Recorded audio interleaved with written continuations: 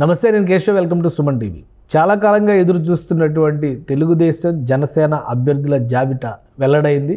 ఈ జాబితాలో అటు చేసి ఇటు చేసి జనసేన పార్టీకి 24 సీట్లు మొదటి విడతగా అనౌన్స్ చేసినటువంటి పరిస్థితి. మరొక వైపు చూస్తే తెలుగుదేశం పార్టీ ఏకంగా 94 సీట్లకు సంబంధించి నియోజకవర్గాలతో పాటు అభ్యర్థుల జాబితాను కూడా అనౌన్స్ చేసేసినటువంటి పరిస్థితి. Ready to move in premium triplex villas at Bachapalli APR projects.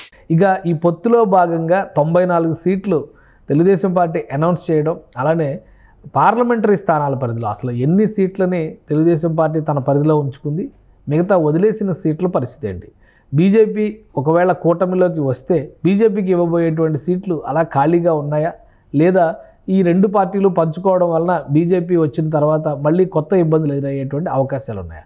ఒకసారి తెలుగుదేశం పార్టీ ఇచ్చినటువంటి 94 నియోజకవర్గాల జాబితాని పరిశీలించేటువంటి ప్రయత్నం చేద్దాం. ముందుగా ఉత్తరాంధ్ర ప్రాంతం నుంచి ప్రారంభిద్దాం. ఉత్తరాంధ్రలో కీలకమైనటువంటి నియోజకవర్గాలపైన తెలుగుదేశం పార్టీ ఎలాంటి స్టాండ్ తీసుకోకపోవడం ఆసక్తికరంగా ఉంది. ఎందుకంటే శ్రీకాకుళం జిల్లా పరిధిలో చాలా నియోజకవర్గాలు, అంటే 10 నియోజకవర్గాలు ఉమ్మడి శ్రీకాకుళం జిల్లా పరిధిలో ఉంటే కేవలం 3 నియోజకవర్గాలకు సంబంధించి మాత్రమే తెలుగుదేశం పార్టీ అభ్యర్థులను ప్రకటన చేసింది.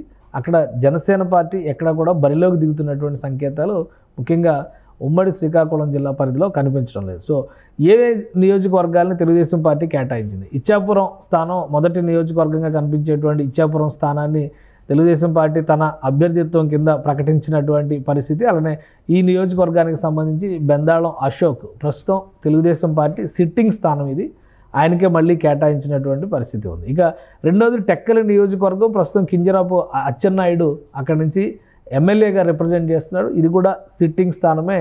ఈ స్థానాన్ని కేటాయించారు తెలుగుదేశం పార్టీ మళ్ళీ అదే అభ్యర్థికి. ఇక ఆమదాల వలస నియోజకవర్గం నుంచి కూన రవికుమార్ని తెలుగుదేశం పార్టీ అభ్యర్థిగా ప్రకటించింది. అయితే ఇది ప్రస్తుతం వైఎస్ఆర్సీపీ గెలుచుకున్నటువంటి నియోజకవర్గం. అక్కడ స్పీకర్ తమ్మినేని సీతారాం ఎమ్మెల్యేగా నేతృత్వం వహిస్తున్నటువంటి పరిస్థితి ఉంది.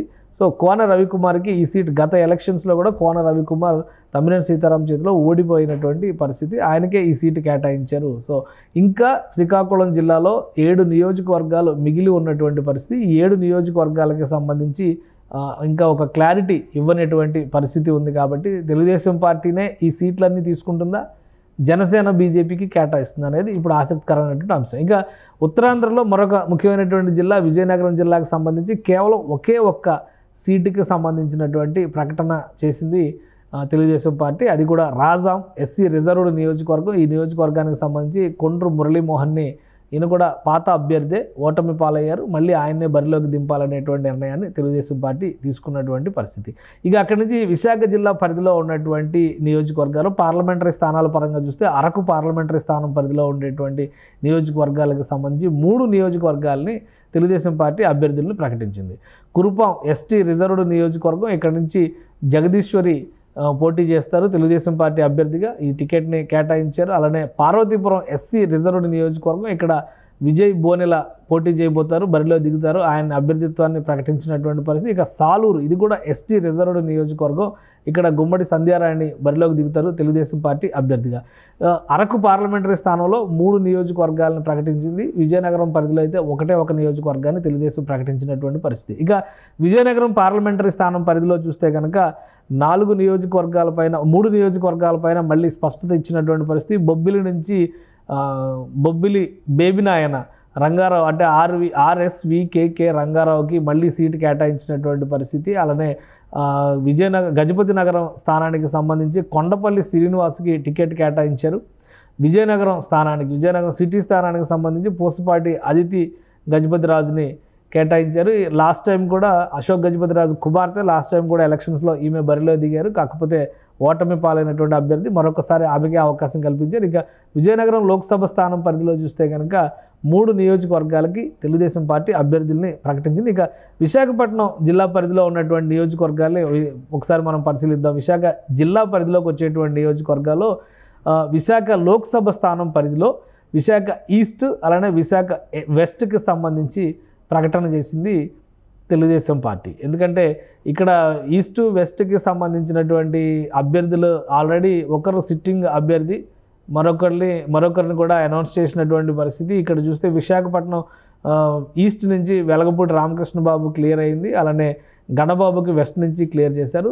నార్త్ సౌత్ విషయం, విశాఖ నార్త్ నియోజకవర్గం ఆల్రెడీ సిట్టింగ్ స్థానం, అక్కడ కొంత ఇబ్బంది ఉంది. సౌత్ నియోజకవర్గాన్ని జనసేన పార్టీ కోరుతున్నటువంటి పరిస్థితి ఉంది. ఇప్పుడు జనసేన కేటాయించిన జాబితాలో ఈ నియోజకవర్గం ఉందా లేదా కొత్తగా కేటాయిస్తారనే దాని మీద కొంత సస్పెన్స్ నెలకొని ఉన్నటువంటి పరిస్థితి. అరకు వ్యాలీ నియోజకవర్గానికి సంబంధించి కూడా ఒక అసెంబ్లీ సీట్ని ఆల్రెడీ ఇంతకుముందు అనౌన్స్ చేశారు. అరకు పార్లమెంటరీ స్థానం పరిధిలోకి వచ్చేటువంటి నియోజకవర్గాల్లో ఇది ఒకటి. అయితే ఇక్కడ చూస్తే మనం ముందు అరకు అనౌన్స్మెంట్ అయినటువంటి జాబితా ఉంది. ఇక్కడ అరకు వ్యాలీ స్థానానికి సంబంధించి దొన్నెదొరని ఆల్రెడీ గతంలో బహిరంగ సభలోనే చంద్రబాబు నాయుడు ఒక అనౌన్స్మెంట్ చేశారు. ఆ అనౌన్స్మెంట్ ఆయనే అభ్యర్థి, ఇన్ఛార్జిగా ఆయనే ఉంటారు, అభ్యర్థిగా ఆయనే ఉంటారు అనేటువంటి ప్రకటన చేశారు. సో అది కూడా క్లియర్ చేసేసింది తెలుగుదేశం పార్టీ. ఆయన అభ్యర్థిత్వాన్ని కూడా ఖరారు చేసినటువంటి పరిస్థితి. అంటే అరకు పార్లమెంటరీ స్థానం పరిధిలో మొత్తం 4 సీట్ల పైన తెలుగుదేశం పార్టీ క్లారిటీ ఇచ్చినట్టుగా మనం చూడాల్సి ఉంటుంది. ఇక అనకాపల్లి లోక్సభ స్థానం పరిధిలో 2 సీట్లని తెలుగుదేశం పార్టీ క్లియర్ చేసింది. వాటిలో పాయకరావుపేట ఎస్సీ రిజర్వ్డ్ నియోజకవర్గం, ఇక్కడ నుంచి వంగలపూడి అనిత గతంలో కూడా ఇక్కడ నుంచి బరిలో దిగారు, ఇప్పుడు మళ్ళీ ఆమెకే సీటు కేటాయించారు. ఇక నర్సీపట్నం నియోజకవర్గానికి సంబంధించి చింతకాయల అయ్యన్న పాత్రుడు గతంలో ఇక్కడ బరిలో దిగి ఓటమి పాలైనటువంటి ఆయన సొంత నియోజకవర్గం అది. సో అనకాపల్లి నుంచి 2 సీట్లు ఇక్కడ తెలుగుదేశం పార్టీ కేటాయించింది. అయితే 3వ సీటు అనకాపల్లి సిటీ పరిధిలో ఉండేటువంటి సీట్ని జనసేన కేటాయించారు. జనసేన అక్కడ కొనతాల రామకృష్ణని బరిలోకి దింపాలని నిర్ణయించింది. ఇది ఓవరాల్గా ఉత్తరాంధ్రలో ఉన్నటువంటి సినారియో చూస్తే కనుక ఇంకా ఖాళీ ఉన్నటువంటి స్థానాలు దాదాపు 50% నియోజకవర్గాలు కనిపిస్తున్నటువంటి పరిస్థితి. 40% నియోజకవర్గాల వరకు ఖాళీ ఉన్నటువంటి నియోజకవర్గాలు ఉన్నాయి.